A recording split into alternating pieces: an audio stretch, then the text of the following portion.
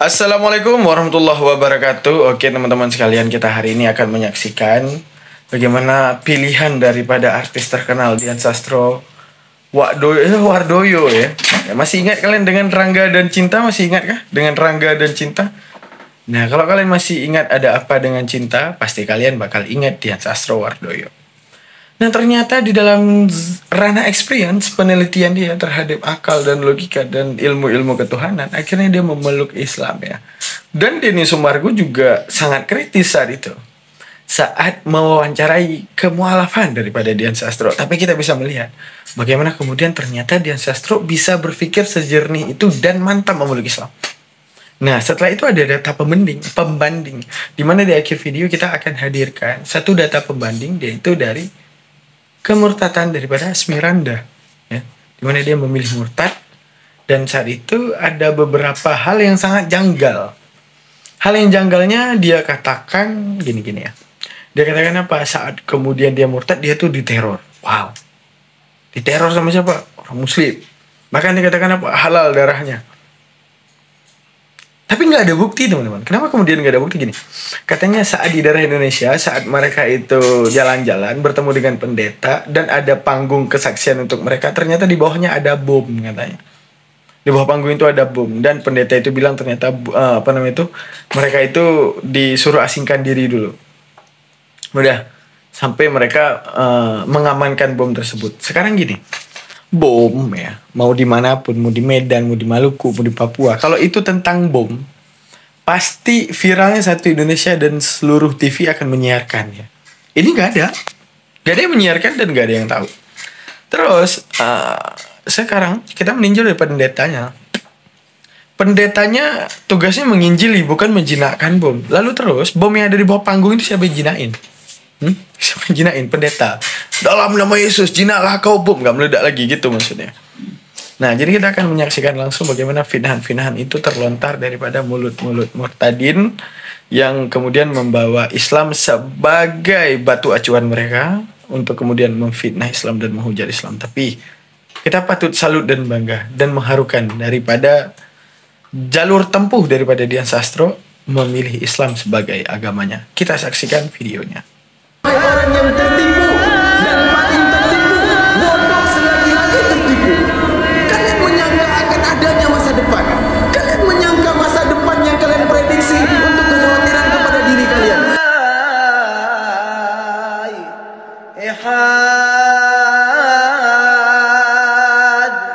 Mu'alaf ya. Lu pernah cerita gak sih proses mu'alaf? Gue aja baru tahu dari netizen gue. Gue belum pernah cerita malah. Gue kayak cerita deh malah waktu itu. Kita gak tapi lu gak peduli juga sih. Itu dia. Kita sedekat itu dia. Kira di antara perbincangan waktu dulu kita lagi. I don't know. Nih, simak nih. Jadi gini. Punya mu'alaf cerita, ya. tapi you pernah share ke orang? Pernah. Nih mu'alaf. Jadi long story short. Long story short. Nyokap gue Katolik. Tuh. Jadi gue digedein Katolik. Bokap gue Buddha. Oke. Gitu ya. Tapi bokap gue juga ternyata tuh dia digedeinnya tuh Islam. Jawa Islam. Terus dia di SMP umur 13 tahun dia nyari. Dan ternyata dia menemukan jalannya dia di Buddha. Pokoknya teman-teman, kita udah ngeliat tadi versi asumsi dari seorang yang murtadin. Sekarang kita tengok yang mu'alafah. Mana yang sedang berpikir dan mana yang nikah. Yang murtad jalur kawinisasi ya teman-teman ya. Karena apa? Kebenaran itu ada di rasional akal ketika menemukan buah pikir untuk diambilkan kesimpulan. Bukan kenekatan. Nekat itu bukan mu'alaf. Nekat itu bukan kebenaran. Tapi saat kamu kemudian tahu, oh ini benar, ini akal gua terima. Nah inilah yang dinamakan kebenaran. Karena walau 1000 dunia pun bilang api itu dingin, dituliskan dan dicatatkan sejarah dan dipercaya oleh seluruh bumi. Jika di dalam experience-mu ternyata saat kamu pegang api itu panas, maka kamu harus berani melawan seluruh bumi demi mendeklarasikan api itu panas. Karena kebenaran ada di sini, bukan tulisan dan tradisi. Kita dengar bagaimana kesaksian mu'alaf daripada Dian Sastro Wardoyo. Jepang. Terus Budaya Jepang. Nichiren Soshu Indonesia ada deh pokoknya. Yang satu wihara sama Mas Sulung. Ya, Mas Sulung, ya. Terus makanya Mas Sulung kenal. Terus habis itu jadi gue digedein di keluarga yang lumayan warna-warni nih, ya kan. Terus gue digedein Katolik sama nyokap gue udah sampai sakramen komuni sampai baptis komuni, terus gue belum nyampe krisma. Terus abis itu SMA gue kayak mulai baca buku-buku filsafat, terus gue langsung mikir jangan-jangan nih gue sebenarnya kayak bokap gue nih, gue sebenarnya mungkin jangan-jangan panggilan gue tuh di Buddha gitu. Terus kata nyokap gue, ya udah kamu coba cari aja yang bener tuh sebenarnya kamu apa bisa aja gitu loh. Oke, aku coba pelajarin semuanya ya, pelajarin Buddha.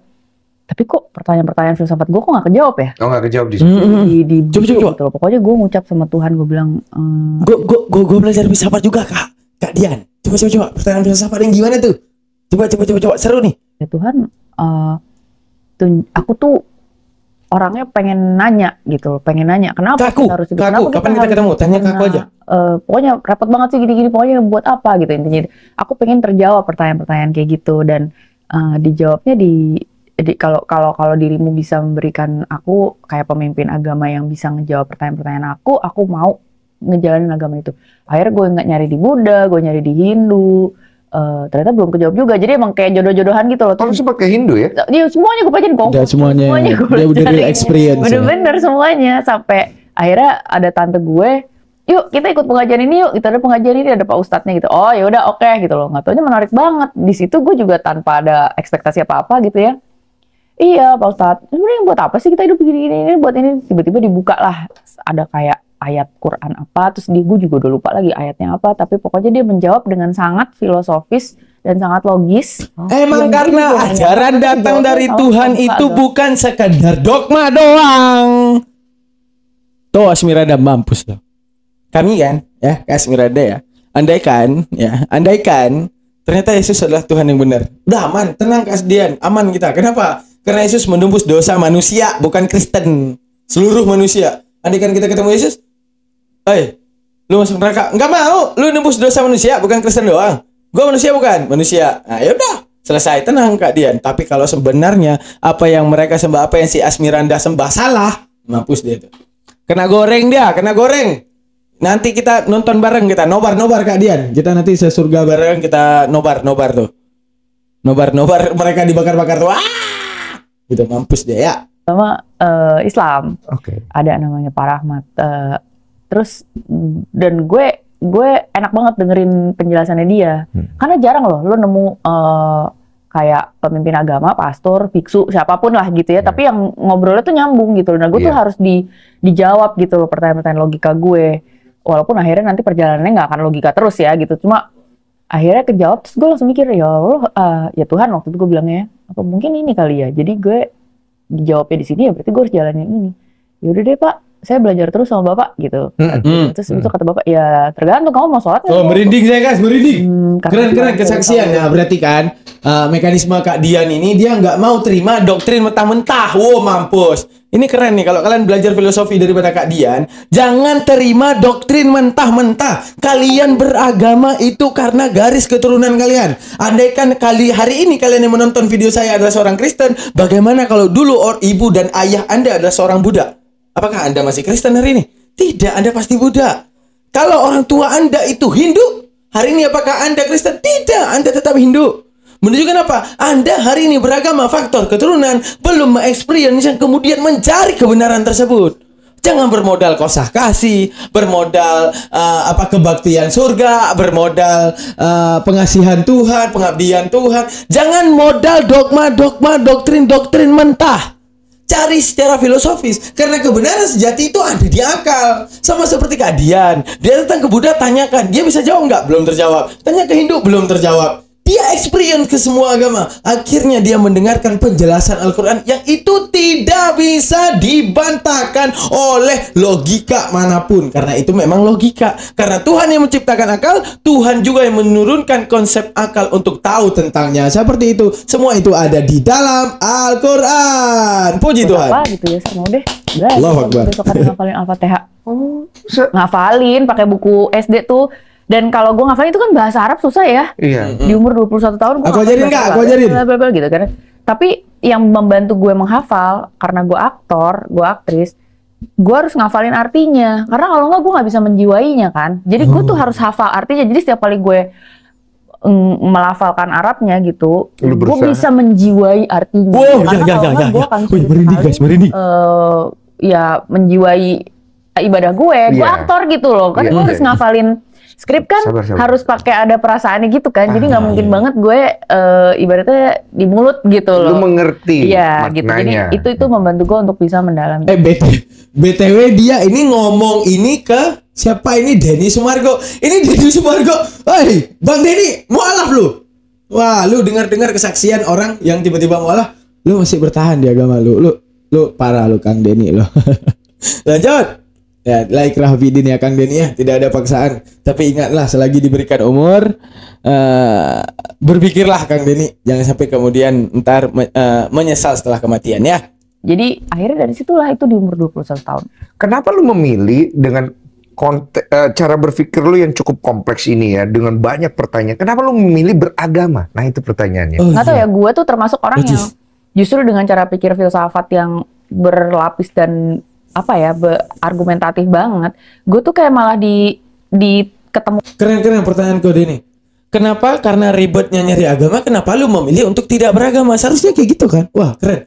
Sebenarnya Bang Denny Sumargo mantap pikirannya. Cuman beliau kurang mantap aja tidak meneliti Al-Quran. Coba dia meneliti Al-Quran, dia orang yang paling pertama masuk Islam. Saya yakin itu. Ini tuh justru intinya adalah ke Tuhan gitu loh. Maksudnya ya Ngebawa lu semua ke situ. iya, intinya tuh kita tuh harus punya faith gitu. Dan faith itu intinya adalah kebenaran, dan kebenaran tunggal itu adalah itu gitu loh.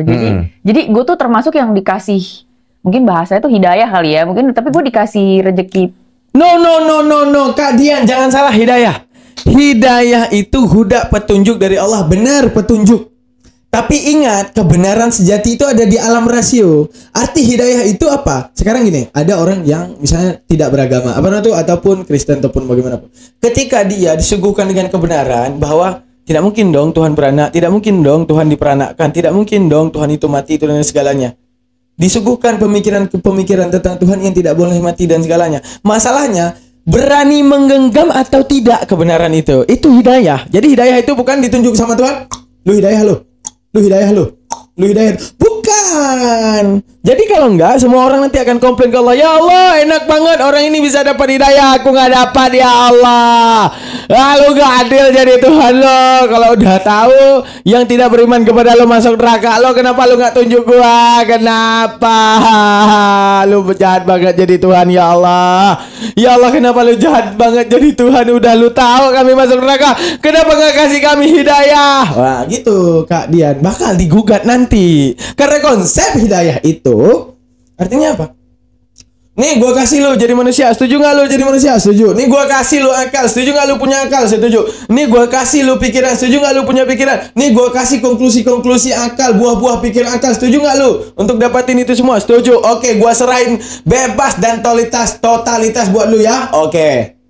Ketika kita udah miliki semua itu, kebenaran, kesalahan terus hadir. Arti kesalahan bagaimana? Saat kamu melihat hitam berarti bukan putih. Kebenarannya hitam bukan putih. Selain yang hitam berarti itu kesalahan. Berarti kesalahan, kebenaran itu terus masuk.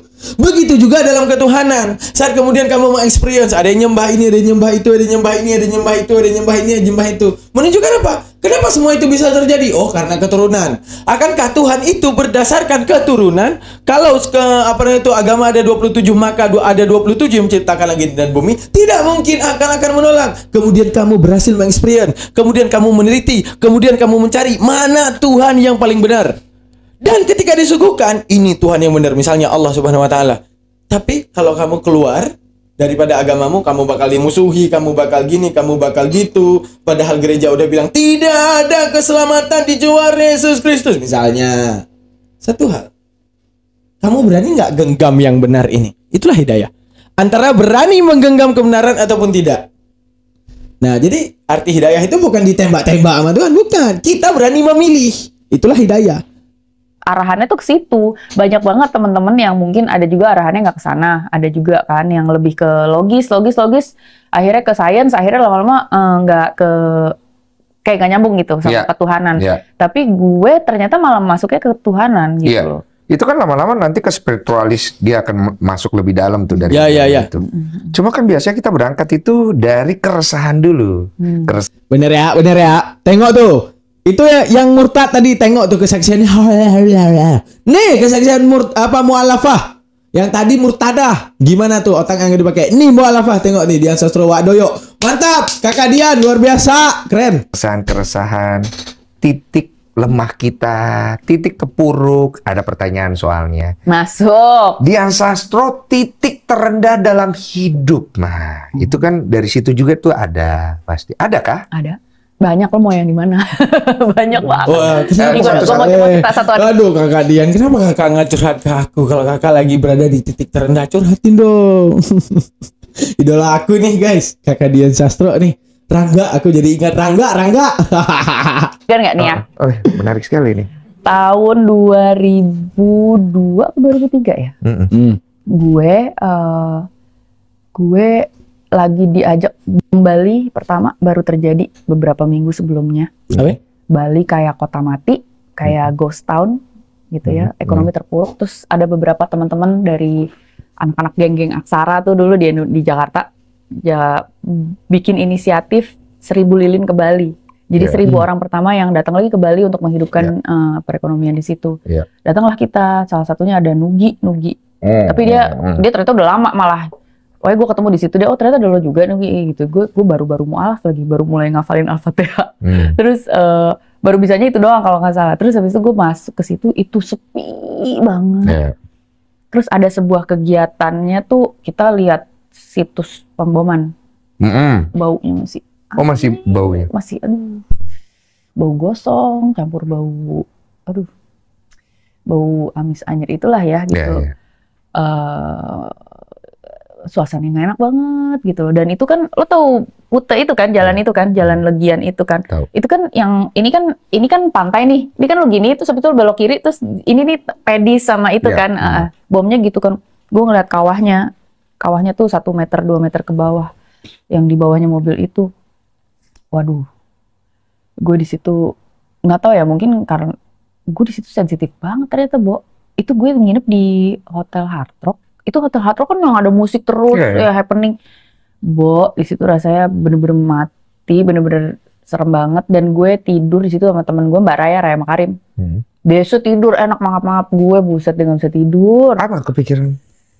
Itu kan cuma gue doang sama Mbak Raya di kamar ya. Ini gue jadi uka-uka lagi nih, tapi itu rasanya rame banget satu kamar. Ah, serius?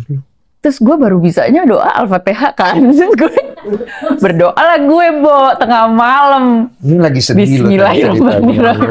Ini titik terendah dalam hidup loh. Gue rasanya kayak mau mati, men, gitu loh. Dan gue baru gue nggak bisa lihat, untungnya gue bukan orang yang gifted. Gue nggak bisa lihat. Tapi gue di situ ngerasa sensitif. Rasanya rame banget, kayak makin deket, bro. Gue yang kayak, ya ampun Tuhan. Ya gue udah gak tahu lagi, gue udah cuma bisa doa aja. Gue cuma bisa doa lebih aja. ke takut ya? Kayak lagi disamperin sama banyak banget orang sekampung. Bulu kuduk ya ampun, besokannya kita ada acara melarung sama pedanda-pedanda Bali. Pantai? Melarung ke pantai.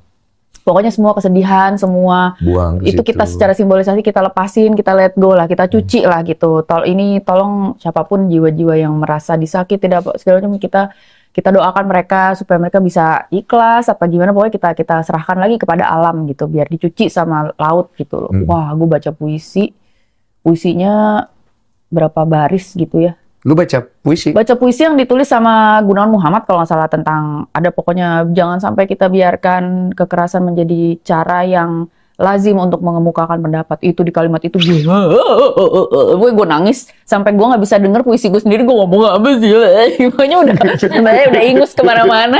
Terus yang nonton baraya gini, gue ngeliat mukanya gini kayak nggak ada yang tahu gue ngomong apa. Lu berpikir kayak orang akan nangis semua gitu? Iya, nggak tahu gue doang. Ini komedi apa sih? Ini udah horor. Ini masih sedih loh ini. Iya, gue tetep mau stick di sedih. Lu jangan bawa gue ke sana dong. Cuma tapi emang lucu, menurut gue emang lucu. Semesta tuh emang punya cara-cara yang lucu lah untuk menegur kita semua. Terus di situ gue nangis, di situ kayak gue merasa nggak ada batasan antara kita agama apapun. Mau kita Hindu, kita Islam, kita Kristen, kita apapun lah. Di situ kemanusiaan itu disakiti dan diserang. Karena barang siapa satu orang pun dibunuh gitu loh. Lo kayak lagi bunuh seluruh umat manusia. Jadi guanya juga merasa terbunuh gitu loh. Lu jahat banget sama Sensitif ini loh. saudara.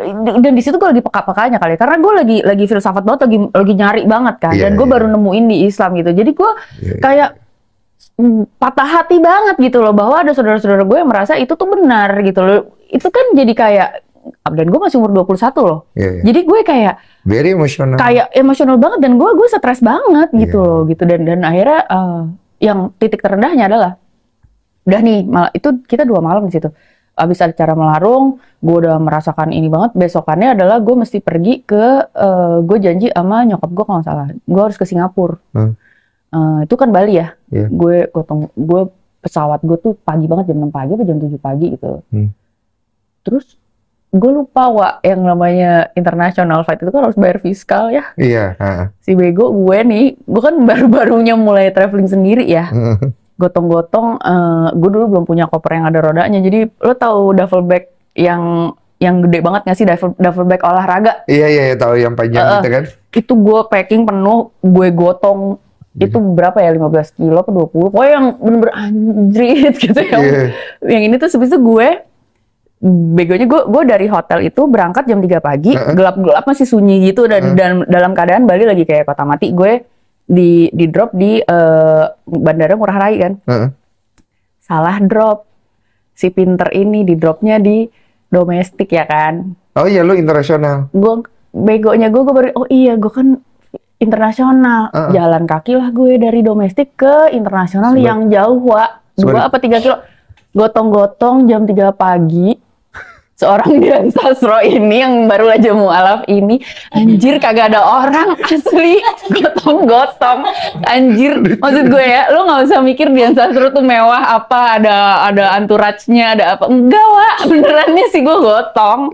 Dan itu bener-bener jam 3 pagi, satu orang manusia pun sepanjang sejauh mata memandang tidak ada satupun. Terus itu tuh udah ya Bali lagi serem-seremnya. Gue abis dihantui dari malam-malam sebelum, gue gotong-gotong itu, si anjing gila ini berat banget. Nyampe belum selesai. Gue nyampe internasional nih. Lucu juga. Nyampe Nyampe nih, check in. Iya. Oke, nih tiket udah ada nih Pak, gini-gini. Fiskal. Belum. Fiskal. Zaman dulu kayak Fred duit cash kan ya. Iya. Kagak ada dong, gue dulu kan adanya ATM gue kan.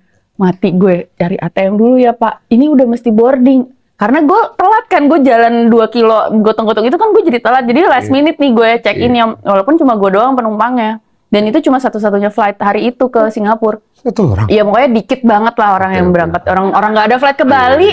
Kan Bali lagi sepi. Itu alhamdulillah itu flight nggak itu. Iya, ATM. ATM nggak ada ATM bro waktu itu. Jauh banget lah. Intinya ATM tuh di domestik, di internasional tuh nggak ada ATM waktu itu. Pokoknya susah banget. Jadi lu mesti Di situ gue udah lemes. Gue cuma gini dong. Ya Allah, terserah deh. Kalau emang saya nggak usah berangkat, apa gue di situ udah rasanya udah down banget. Rasanya hidup tuh mau runtuh, udah gue bego banget, udah gotong-gotong berapa kilo, udah nggak ada orang di situ sendirian, rasanya sendirian. Itu gue bener-bener terserah deh, ya udah pasrah sepasrah-pasrahnya, cuma doa aja. Tiba-tiba si bapak-bapak yang jaga Angkasa Pura Bali itulah, gue nggak tahu pak siapa gitu, orang Bali, tiba-tiba sini mbak, sini saya bayarin aja fiskalnya. Dibayarin, gue nggak kenal. Tapi dia nggak tahu lu Dian Sastro itu? Nggak kenal, nggak tahu. Dan gue juga udah pasrah, gue udah pasrah aja gitu. Tiba-tiba dibantuin sama orang nggak kenal siapa, dan orang Bali, orang yang jaga, pokoknya orang kerja lah di situ. Wah, bisa-bisanya ada yang nggak kenal sama Dian Sastro ya, guys. Kalau kalian nggak kenal Bang Daman nggak apa-apa, Dian Sastro kalian nggak kenal, gue nggak bisa terima. Kalian nggak tahu ada apa dengan cinta ya. Kalian nggak kenal sama Rangga, wah parah kalian. Percaya Tuhan. Masa kecilnya pada kemana, woi? Lu kalau doa, lu dijawab. Tergantung seberapa pasrahnya lu doa. Tapi saat lu melewati proses, harus pasrah mau mati dulu baru. iya, gue tambahin dikit, ibaratnya nih ya, kalau kita yang muslim kalau lagi umroh, ada niatan mau cium hajar aswad, itu kan harus melalui perjuangan dulu. Perjuangannya tuh tengah-tengah tuh lu sampai udah ya udah deh nggak jadi deh ya Allah gitu, udah saya mati aja deh, soalnya sempat kegencet-gencet yang udah bisa mati nih gitu, bisa nih gitu, ya udahlah pasrah aja. Giliran lo pasrah, tiba-tiba jeruk lo dikasih gitu. Ini ada filsafat lahir langsung. Ya. Iya. Kamu akan menemukan keikhlasan. Jadi bukan apa ya? Ini puisi terbesar dari Allah Subhanahu wa taala untuk hamba-hambanya. Simak baik-baik. Bismillahirrahmanirrahim. Wa may yattaqillaha yaj'al lahu makhraja. Siapapun yang bertakwa kepada Allah, yaj'al lahu makhraja. Tinggal wujudkan rasa ketakwaan kamu kepada Allah, ketaatan dan kepatuhan kepada Allah. Yaj'al lahu makhraja. Selalunya kepadamu akan ada jalan keluar. Jadi jangan salah. Ulama tasawuf menjabarkan bahwa takwa kepada Allah dan jalan keluar tersebut artinya saat Tuhan memberikan kamu cobaan, ya, saat kamu diberikan cobaan, itu sebenarnya Tuhan bukan mau kamu selesaiin itu masalah itu. Allah kasih kamu masalah. Bukan sebenarnya, woi selesain dulu masalah itu. Tidak. Yang sebenarnya Allah mau dari kamu, kamu datang, kamu mengakui bahwa diri kamu hamba yang lemah, bahwa Dia yang maha kuat, maka setelah, jadi ibarat Tuhan cuma mau kamu datang kepadanya. Dia udah tahu masalah itu bakal kelar. Dia udah tahu Dia akan selesaikan semua masalah. Pernah nggak kalian di dalam hidup teman-teman ya bereksperience terhadap diri kalian? Ada yang namanya seakan-akan ini masalah nggak akan pernah kelar. Aku nggak akan pernah nyelesain masalah ini. Masalah ini terlalu berat, tidak sanggup untuk aku pikul. Ujung-ujungnya di umur kalian seperti ini, masalah yang terdahulu udah kelar kan? Udah selesai kan? Untuk menunjukkan apa? Setiap masalah Allah udah punya jalan keluarnya. Allah cuma mau lu datang kembali dan menyatakan diri lu sebagai hamba. Dan Tuhan yang akan menjamin setiap masalah lu kelar. Itu puisi terindah. Warzuqhu min haitsu la yahtasib. Dan memberikanmu rezeki daripada apa yang kau tidak duga-duga dan kau tidak sangka-sangka. Terus gimana lagi? Wa may yattaqillah ja'al lahu makhraja warzuqhu min haitsu la yahtasib. Wa may yatawakkal 'ala Allah fa huwa hasbuh. Siapapun yang menyerahkan dirinya kepada Allah, artinya apa? Berserah diri. Ya Allah, ini dunia punyamu, diriku punyamu, masalah yang kau ciptakan juga punyamu. Engkau berhak mengambil diriku, engkau berhak membolak-balikkan dunia, engkau berhak mencabut segala masalah tersebut. Apa yang kita takutin? Tawakal, menyerahkan segala urusan kepada Allah. Karena Allah, aku selesaikan masalahmu. Apa yang tidak terjawab di Islam? Itulah filosofisnya kakak Dian Sastrowardoyo. Oh iya ya. Intinya ini adalah seorang artis yang fenomenal, yang dulunya Muslim kemudian memilih Islam, dan hari ini dia kesaksian di gereja untuk membuktikan pola pikirnya kenapa memilih Yesus sebagai Tuhan. Mari kita simak videonya, landasan dan alasan apa yang kemudian digunakan Asmiranda untuk meninggalkan Allah Subhanahu wa taala dan memilih Yesus sebagai Tuhan. Kita saksikan sama-sama. Saya di sini berbagi tentang kebaikan Tuhan dalam hidup saya. Mungkin sebagian orang di dalam ruangan ini ada yang udah banyak tahu kalau saya ini adalah pengikut Kristus karena pilihan. Ya. Memang bukan sejak lahir, tapi puji Tuhan saya terlalu yakin bukan saya memilih, melainkan Tuhan Yesus sendiri yang memilih saya. Ya. Dan pembuktian pertama, Tuhan yang memilih dia, bukan dia yang memilih. Orang kayak gini, Kak Esmiranda, baik dan buruk ya, racun dan makanan ya. Lu pasti tahu mana yang makanan, lu pasti tahu mana yang racun. Dimana dua-duanya lu bisa A dan minum, A dan makan. Tapi ketika akal lu menemukan sebuah diksi berpikir, sebuah konsekuensi berpikir, baru lu memilih makanan sebagai makanan lu, bukan makanan yang memilih lu, ataupun racun tidak memilih lu. Apa maksudnya? Di depan lu ada racun sama makanan, dua-duanya lu tahu ini racun ini makanan. Dua-duanya bisa nggak untuk dimakan? Bisa, tinggal A doang. Tapi masalahnya ketika experience, ketika rasional akal lu menemukan bahwa racun ini nggak pantas untuk aku makan, bukan tidak bisa dimakan, tapi tidak pantas untuk dimakan, baru kemudian kamu memilih yang di sebelah kanan ini yang dinamakan makanan untuk kamu makan. Karena apa? Kamu udah tahu ini yang sebenarnya yang dinamakan makanan, dan ini walaupun bisa aku makan, tapi ini bukan makanan. Ini akan memberikan bahaya kepadaku. Nah, kamu mengatakan apa? Pasti Tuhan yang memilihmu. Bukan. Lu yang di dalam experience lu tiba-tiba menemukan hal itu. Nah, hari ini di mana kita akan mendengarkan ya teman-teman ya, pertanggungjawaban dia di balik experience dia terhadap Yesus Kristus hingga kemudian menemukan Yesus Kristus sebagai Tuhan. Oke, kita dengar. Tuh berarti dari awal aja dia udah salah berpikir. bahwa sebenarnya mau agama, mau apapun itu dipilih daripada pribadi masing-masing setelah experience. Tapi daripada Islam dia meninggal ke Kristen, berarti ada experience yang dia tempuh hingga kemudian memilih Yesus Kristus sebagai Tuhan. Lanjut. Dan saudara, pada saat saya menjadi pengikut Kristus, saya langsung dihadapin masalah tuh di depan. Kenapa? Karena ternyata melalui masalah-masalah itu saya jadi mengerti betul apa itu namanya penyertaan Tuhan. Dan saudara, kalau saya jadi pengikut Kristus karena orang lain, atau mungkin karena suami saya, atau karena siapapun itu, ujung-ujungnya saya pasti akan kecewa. Tapi puji Tuhan, sampai detik ini saya tidak kecewa. Kenapa? Karena Tuhan Yesus sendiri yang kasih lihat ke saya siapa dia sebenarnya. Ya. Dan yang saya, Tuhan Yesus Kristus yang nampain siapa dia. Mau dong lihat juga. Ya nggak teman-teman? Ngopi yuk, ngopi. Share WA kayak. Gua nggak Sherlock. Kita ketemu Yesus, duduk bareng-bareng. Yesusnya milih-milih Kak Asmirandah. Ketemu, kita nggak bisa kayak gitu ya teman-teman ya. yakin yang saya percaya janjinya itu pasti. Saudara, pada saat saya menjadi pengikut Kristus, banyak orang di luar sana yang beranggapan saya ikut Tuhan Yesus maka hidup saya akan susah. Siapa itu? Dan memang gak sedikit orang di luar sana yang mengutuki saya. Tapi ada satu hal yang sangat-sangat memberkati saya. Walaupun begitu banyak orang yang mengutuki saya di luar sana, tapi saya terlalu yakin, saya terlalu percaya Tuhan saya ahli mengubah kutuk menjadi berkat. Yang setuju pada saya berikan kemuliaan bagi Tuhan. Oke. Nah, emang kayak gitu. Apa namanya itu kan ada apa? Ad-dunya sijnul mu'minin wal jannatul kafirin. Lu gak usah takut dengan lu pindah agama, lu pasti bahagia. Tujuannya apa? Agar lu semakin lupa kepada Allah. Karena lu udah berani khianati Allah. Jadi apa yang kamu bilang itu emang udah ada jawabannya. Ad-dunya sijnul mu'minin, penjara bagi kami itu. Jadi justru kalau lu memperbaiki hidup ya tinggal lu pindah agama, ya hidup lu bakal baik. Gue yakin, gue pastiin bakal baik. Karena apa? Ya kamu aja udah berani khianatin Allah. Namun kamu harus sadari kamu yang butuh Allah, bukan Allah yang butuh kamu. Tapi saat diberikan setelah kamu memeluk agama lain dan mengkhianati Allah, justru hidupmu makin bagus. Selamat, mantap, pilihan Anda tepat. Nantikan waktunya. Ya, puji Tuhan banget pagi hari ini saya dan istri saya kan berdua boleh ada di tengah-tengah. Karena adunya sijinul mu'minin wa jannatul kafirin, surga bagi orang kafir. Ya memang surga, Allah berikan nikmat biar lu lupa gua. Saudara, seperti yang tadi istri saya bilang, kami yakin banget ini bukan kebetulan, tapi pasti ini maunya Tuhan. Amin. Dan mungkin kami juga nggak perlu kesaksian panjang-panjang, kami nggak perlu kesaksian banyak-banyak.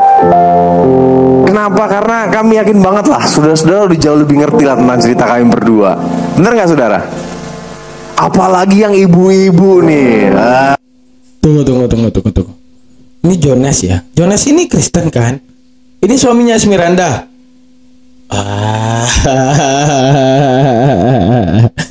Wow. Apakah ini murtad jalur buka celana?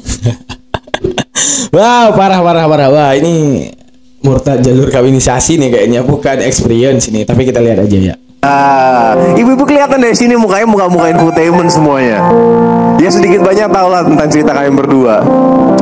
Dan simpelnya gini, ketika kalian berdua dipersatukan dalam satu pernikahan yang kudus, kami dihadapi masalah di depan, di mana istri saya sendiri ketika dia memutuskan untuk mengikuti Yesus Kristus, ya, banyak yang bilang kalau hidupnya bakal susah. Dan memang gak sedikit juga istri saya harus kehilangan beberapa pekerjaannya. Dan saya sendiri ketika kalian berdua menikah, saya ada dalam satu kasus di mana saya dijadikan tersangka dan mau dipenjarakan. Tapi bukan itu yang mau kami ceritakan pada pagi hari ini. Apa yang kami mau bilang, kami cuma mau bilang puji Tuhan untuk setiap masalah yang Tuhan izinkan terjadi dalam kehidupan kami. Kenapa puji Tuhan? Karena akhirnya melalui masalah-masalah itu kami jadi mengerti betul. Kami jadi tahu apa? Kami jadi tahu kalau kami ini ternyata berbeda dengan orang-orang duniawi. Kami berbeda. Wow, berbeda dengan orang-orang yang duniawi. Dia tadi bilang puji Tuhan. Buka Bible, Tuhan yang lu tuhankan tuh puji Tuhan lagi. Lu mau bilang Tuhan lu dua. Iya, makanya gini, Bro Asmiranda, Bro Jonas, sering-sering buka Bible. Itu aja nasihat saya. Biar lu tahu lu puji Tuhan dan Tuhan puji Tuhan lagi. Ya. Jadi cinta segitiga antara lu, Tuhan lu, dan Tuhan lu satunya. dengan orang-orang yang mungkin ada di luar sana. Apa yang membedakan kami? Kami yakin betul kami punya roh Allah dalam kehidupan kami. Kami punya roh kudus dalam kehidupan kami. Nah, mungkin saudara-saudara juga udah mulai bingung-bingung gitu kan, menatap saya sambil bertanya, emangnya apa sih yang roh kudus kerjakan dalam kehidupan kalian berdua? Gini-gini, di tengah-tengah masalah yang kami berdua pernah hadapi itu, yang pertama roh kudus berikan kami ketenangan. Roh Kudus ajarkan kami untuk gak usah khawatir, untuk gak usah takut. Dan kalau kami boleh sedikit kesaksian, mungkin kesaksian kami tentang pelayanan kami, puji Tuhan, sudah 2,5 tahun, hampir 3 tahun ini kami berdua boleh dipakai Tuhan untuk melayani Tuhan. Kami boleh melayani Tuhan, memberikan kesaksian dan pujian dari Sabang sampai Merauke, bahkan sampai ke luar negeri.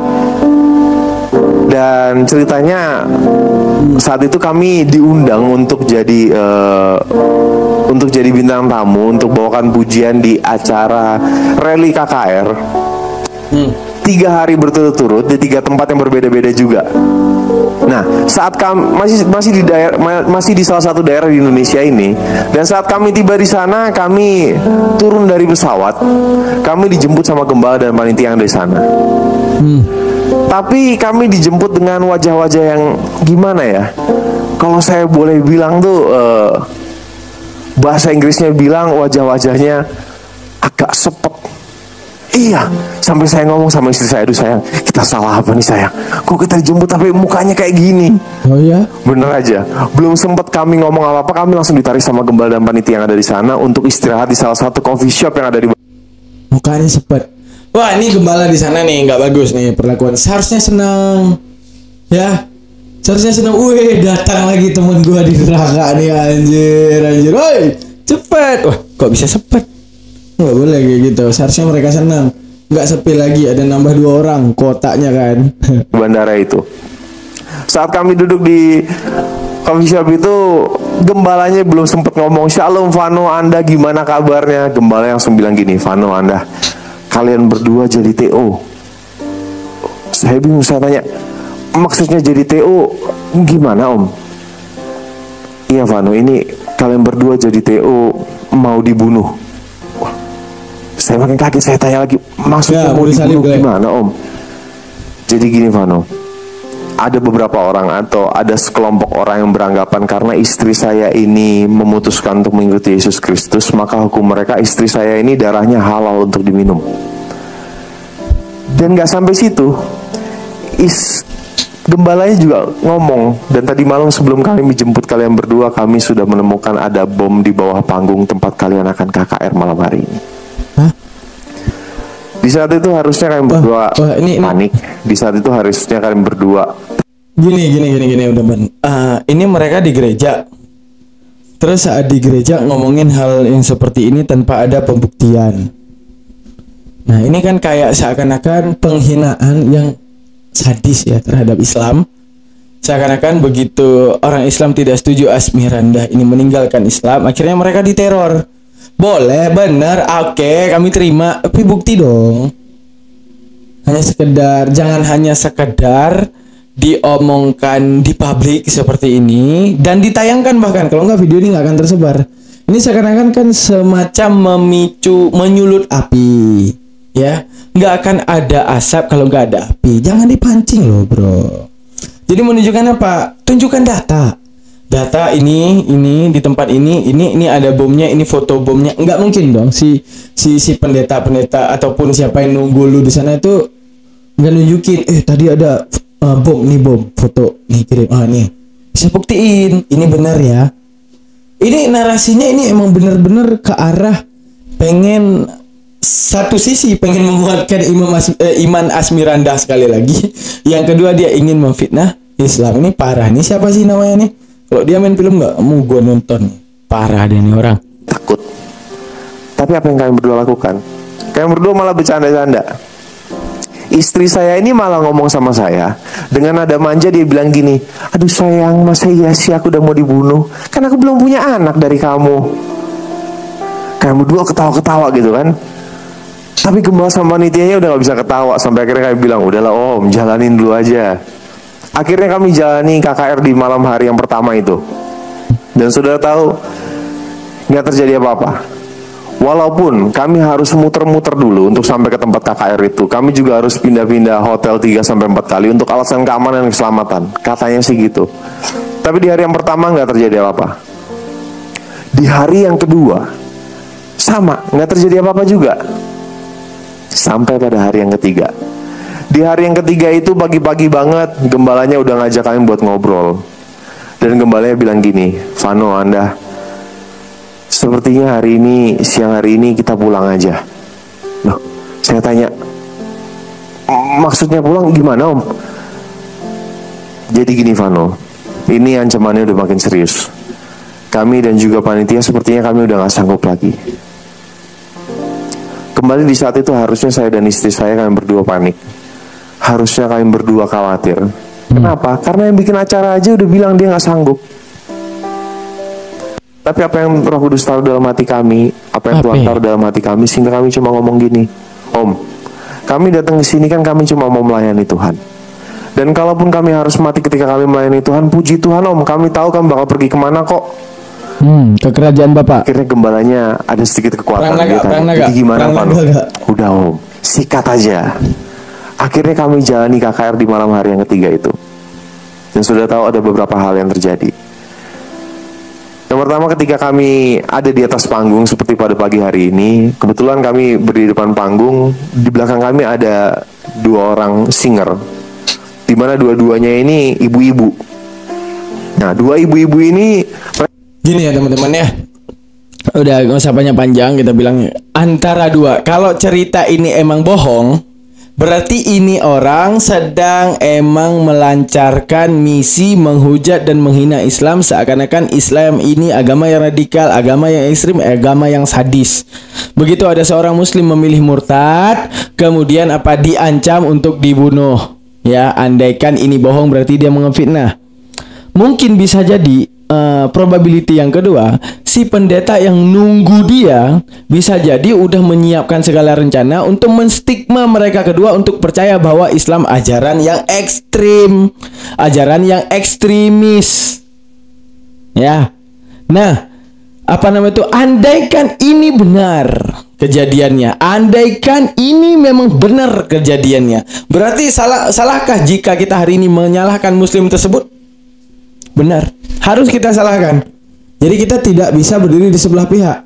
Andaikan memang benar muslim itu mengancam, kemudian meletakkan bom ataupun melakukan pengancaman terhadap orang tersebut, jangan salahkan Islam, bro. Islam tidak pernah mengajarkan itu. Karena ibaratnya kalau kita balik kepada lu, andaikan ada pendeta memperkosa biarawati, yang salah pendeta apa Kristen? Tentu pendetanya. Kristen tidak pernah salah. Karena apa? Kristen tidak mengajarkan kamu untuk menjadi buruk, mengajarkan kamu untuk baik. Setuju? Setuju. Hululu ya. Ya kan? Oke. Sama. Islam juga seperti itu. Mana pembuktiannya? Pembuktiannya itu ayat yang paling kena itu di Al-Baqarah 224. Nih, saya buka.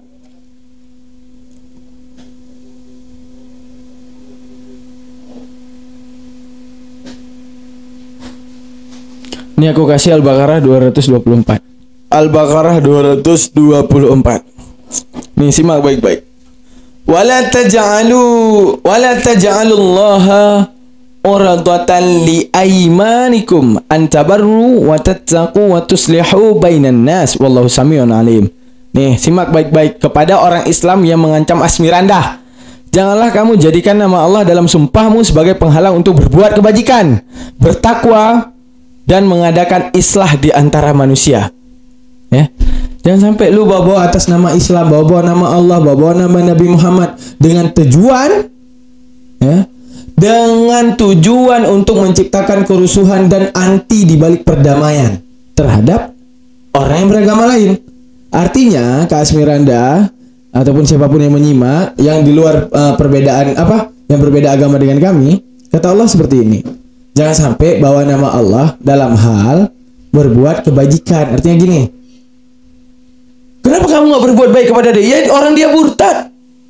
Nah, jangan sampai kayak gitu kata Allah. Andaikan, karena arti toleransi yaitu adalah hubungan kemanusiaan. Allah saja Bismillahirrahmanirrahim. Rahman, sifat Allah kepada seluruh makhluknya termasuk yang tidak menyembahnya. Rahim, baru kecintaan yang terkhusus Allah terhadap makhluk yang menyembahnya. Allah saja bisa menyayangi makhluknya yang bahkan tidak menyembahnya. Makanya kita dikatakan, janganlah kamu jadikan nama Allah dalam sumpahmu sebagai penghalang untuk berbuat baik, bertakwa, dan mengadakan islah di antara manusia. Jangan kamu berlandaskan aku Islam, jihad, Allahu Akbar, potong lehernya, woi.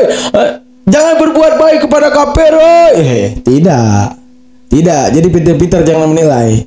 Sama seperti kita balikkan yang seperti tadi, bahwa apabila ada seorang pendeta yang memperkosa biarawati, apakah pendetanya yang salah? Bukan. Apakah Kristennya yang salah? Bukan. Pendetanya. Sama juga seperti Islam. Andaikan membuat onar, andaikan membuat kerusuhan, andaikan ada yang seperti Anda katakan, jikalau Anda memang tidak berbohong,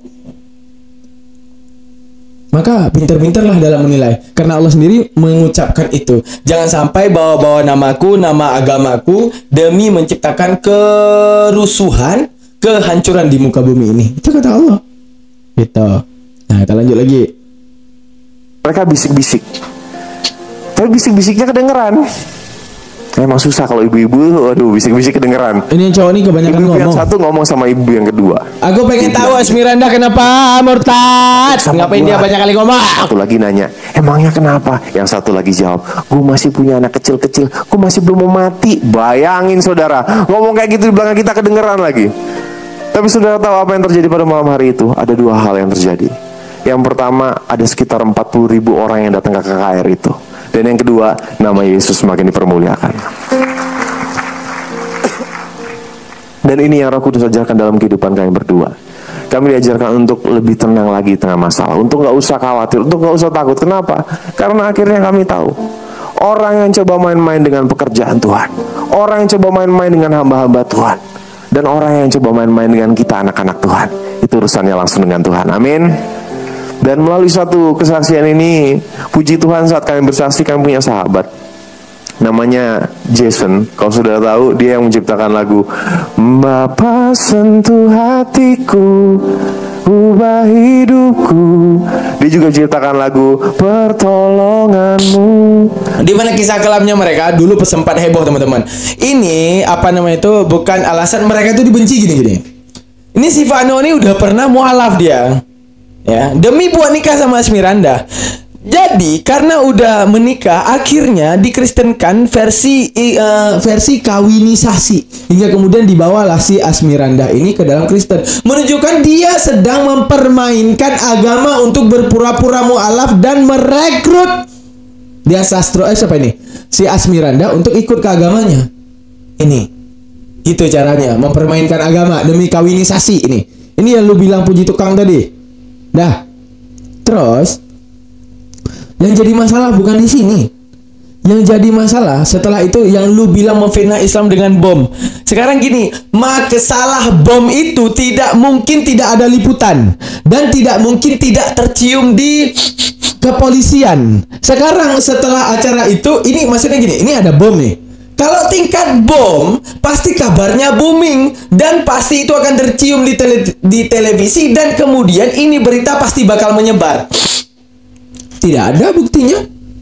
Terus bom itu yang ada di bawah panggung siapa yang jinain? Pendeta. Jadi jalur pendeta sekarang setelah memahami kekristenan, selanjutnya apa? Tugas pendeta menjinakkan bom, maksudnya. Nggak ada berita apa-apa. Itu nalar logiknya, teman-teman ya. Tidak ada berita apa-apa, tidak ada kabar dari wartawan, tidak ada liputan, tidak ada penjinak bom. Semua pendeta semua. Yang ngasih info juga pendeta, berarti pendeta wartawannya. Udah, yang menyelidiki ada bom di bawah panggung juga pendeta, berarti pendeta itu tugasnya sebagai polisi. Dan kemudian bom itu menjadi aman, itu juga tugas pendeta, dia menjadi penjinak bom saat itu. Wah, luar biasa, saya pengen jadi pendeta. Dia bisa segalanya. Jinak bom juga bisa. Oh, kira-kira mereka menjinakkan bom. Dalam nama Yesus, jinaklah bom ini, gitu maksudnya. Oke, terima kasih banyak. Udah hampir 1 jam kita bersama. Terima kasih banyak. Kita kembali lagi next waktu di channel kita ya teman-teman ya. Oke, saya Daman Nuri. Terima kasih banyak. Kita udah melihat kesaksian daripada mualaf, kesaksian daripada murtadah. Mana yang lebih filosofis, mana yang lebih rasional. Jangan rugi diberikan akal untuk kemudian menemukan Tuhan yang benar, karena kebenaran sejati itu ada di akal kalian. Terima kasih banyak. Assalamualaikum.